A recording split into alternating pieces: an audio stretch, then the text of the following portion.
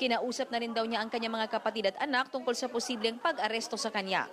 Pero di na raw niya sinabihan ang kanyang ina dahil 83 years old na ito. Nakapag-impake na rin daw ang senadora. Yung mga damit gamit nyo, ayos na po? Pinaprepare ko na po yun. Magdadala lang muna ako ng isa lang muna na luggage, na maleta. Yung pantulog, pangbihis ng araw-araw sa detention center kung saan man ako. Mga comfortable clothes. Naghahanda na raw si Senator Laila De Lima sa posibilidad na ipaaresto siya kaugnay na mga kinakaharap niyang reklamo tungkol sa di manoy bilibid drug trade. Pero giit ni Justice Secretary Vitaliano Aguirre II, hindi minamadali ang mga kaso laban sa senadora. Samantala, nagpakita ng suporta kay De Lima ang mga dati niyang nakasama sa gabinete. May report si Jamsi Santos. Pero dahil plastic, yung aming handcuffs, dahil plastic din yung mga charges. Nakiisa kay Senadora Laila De Lima ang mga kababaihang dating opisyal ng gobyerno sa gitna ng paghihintay sa kasong isasampa daw ng Department of Justice laban sa kanya. Naniniwala daw silang inimbento lang ang alegasyong sangkot si De Lima sa kalakalan ng droga sa Bilibid noong Justice Secretary pa siya bilang ganti sa pagpapaimbestiga ni De Lima sa extrajudicial killings noong mayor pa ng Davao si Pangulong Rodrigo Duterte. Wala siyang ginagawang masama. Every woman will go with Laila. Bagamat itinatanggi ni De Lima ang alegasyong nakinabang siya sa kalakalan ng droga sa Bilibid noong Justice Secretary pa siya, naghahanda na raw siya sa posibilidad na ipaaresto siya base sa kasong inaasahang ihahain ng DOJ. Sana ilagay naman ako sa isang lugar na magiging safe and secure ako. Because marami na hong mga nangyayari, di ba? Pinapapatay din sa loob ng selda. So what is another EJK? Paniniguro ni De Lima, hindi siya manlalaban sakaling subukan siyang arestuhin. I am morally and psychologically resisting it because I'm innocent, absolutely. But physically, I cannot resist. What can I do? Hindi po ako tatakas. Hindi po ako magtatago. Hindi po ako pupunta ng ospital. Hindi po ako magwi-wheelchair, magne-neck brace. Umaasa pa rin daw siyang maglalabas ang Court of Appeals ng temporary restraining order na pipigil sa pagresolba ng DOJ sa mga reklamo laban sa kanya dahil Office of the Ombudsman daw ang may sakop dito. Nakapag-empake na rin daw si De Lima ng mga damit kung sakasakaling maaresto. Pero habang hindi pa ito nangyayari, tuloy lang daw ang trabaho ni De Lima sa Senado. Si Justice Secretary Vitaliano Aguirre II naman nanindigan na hindi nila minamadali ang kaso laban kay De Lima. Baka this week nyo daw ilabas yung reso. Sinabi ko naman yun na baka any day eh. So sa ngayon wala pa. Anumang araw mula ngayon, inaasahan na raw ni Senador Laila De Lima na posible na siyang maaresto. Yan ay oras na maghain na ng kaso sa korte ang Department of Justice laban sa kanya. Tingin niya, mabilis na lalabas ang arrest warrant laban sa kanya kung sa isang regional trial court ihain ang kaso at hindi sa ombudsman. I've been preparing for a worst case scenario kasi ano po ito? Katuparan lang po yan ng matagal nang inuutos ng Pangulo. Di ho ba ilang beses na po niya yan na sinasabi na he wants me locked up in jail. 5 reklamo ang nakabinbin sa DOJ laban sa senadora, kabilang ang drug trafficking at graft. Nauna nang sinabi ni Justice Secretary Vitaliano Aguirre na kapag kasong may kinalaman sa droga, sa RTC nila ito isasampa. Pero kasabay nito, inihahanda rin ng kampo ng senadora ang mga kasong isasampa laban kay Secretary Aguirre, kabilang na ang pamimilit daw sa ilang tao para tumistigo laban sa kanya. Sa mga magiging charges ko against Secretary Aguirre na subornation of perjury, tampering with witnesses, that is definitely an illegal act na hindi ho dapat ginagawa ng isang Secretary of Justice. Sa isang pahayag, sinabi ni Aguirre na irresponsable ang sinabi ni De Lima na pinamamadali ng DOJ ang paglalabas ng arrest warrant. Para na rin daw niyang sinasabing kontrolado o naiimpluwensyahan ng DOJ ang mga korte. Bagay na baka raw nangyari noong si De Lima pa ang kalihim ng ahensya. Ayon naman sa liderato ng Senado, hindi nila pipigilan ang pag-aresto kay De Lima, pero hindi sila papayag na maihain ang arrest warrant sa gitna ng sesyon. We will oppose service of the warrant of arrest inside the session hall. Although there is the sanctity of the session hall must be respected. We will see to it that the rule of law is followed. Kung sakasakaling matuloy, hindi si Senador De Lima ang kauna-unahang senador na maaaresto habang aktibong nanunungkulan bilang mambabatas. Taong 2014, sunod-sunod na naaresto sila dating Senador Enrile, Revilla at Estrada dahil sa kasong plunder matapos masangkot sa PDAP scam. Noong mga panahon na yon, DOJ Secretary si De Lima at siyang nanguna sa pagsampa ng kaso sa 3 senador. Ang mga kapartido ni De Lima sa Liberal Party sinabing illegal ang pagsasampa ng kaso at pag-i-issue ng arrest warrant laban sa isang ordinaryong Pilipino o sa isang senador man kung walang matibay na ebidensya o testigo. Dapat din daw mag-ingat sa posibilidad na magamit ang mga kaso bilang propaganda o panlihis sa atensyon ng publiko. Sinabi ni Senadora Leila De Lima na ang Malacanang ang may kinalaman sa riot sa Bilibid para takutin ang mga inmate na ayaw makipagtulungan sa gobyerno. Hamon din niya kay Pangulong Duterte, arestuhin na siya ngayon. Emosyonal din ito kanina nang banggitin ang panghahara sa kanya pati na sa kanyang mga tauhan.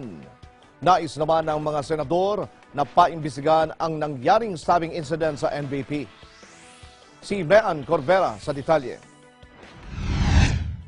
Direktang itinuro ni Senador Leila De Lima ang Malacanang na umano'y may pakana ng riot sa loob ng New Bilibid Prison na naging dahilan ng pagkamatay ng isang convicted drug lord.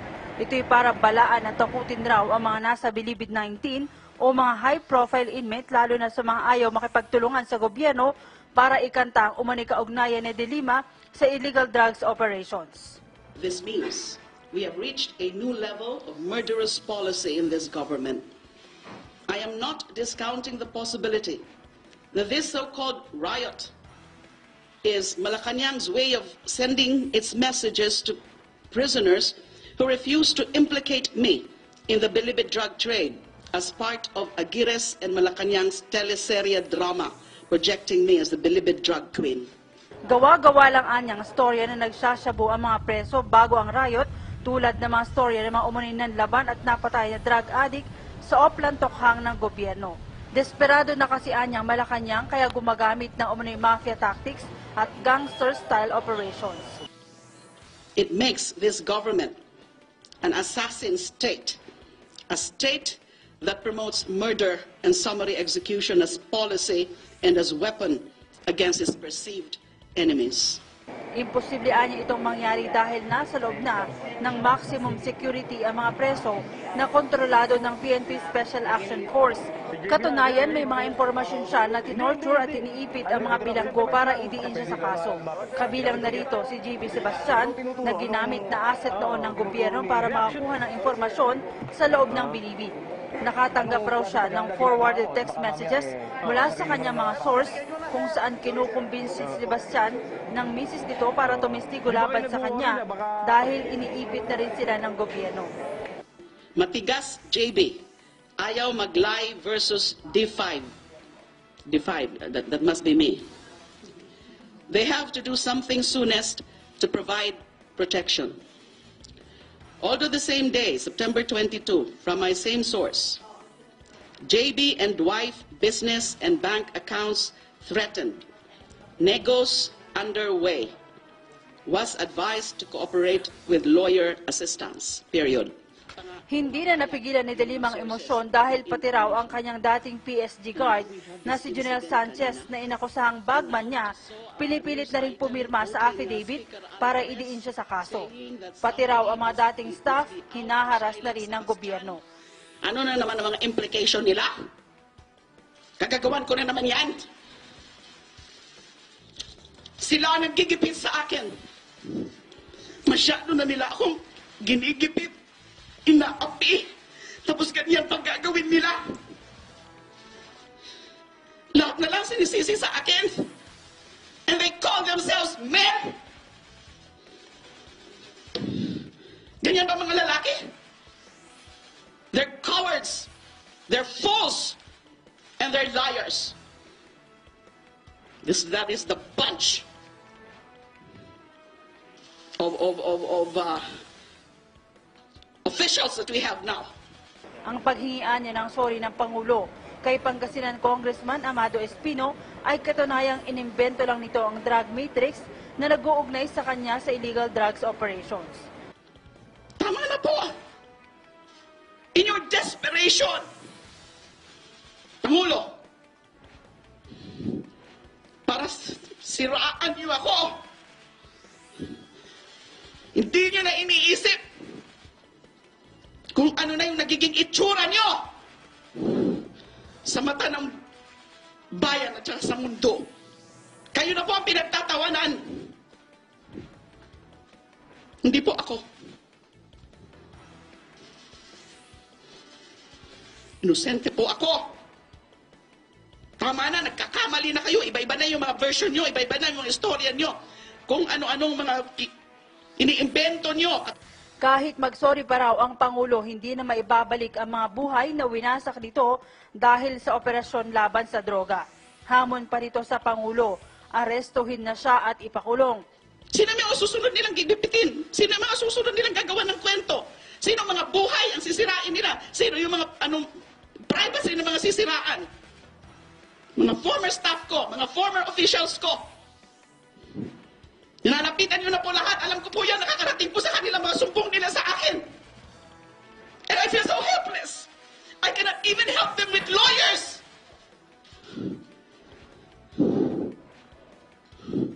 Dahil kung papadalahan ko sila ng lawyers, sasabihin nila, ayan, kasi protektahan para hindi siya i-ano.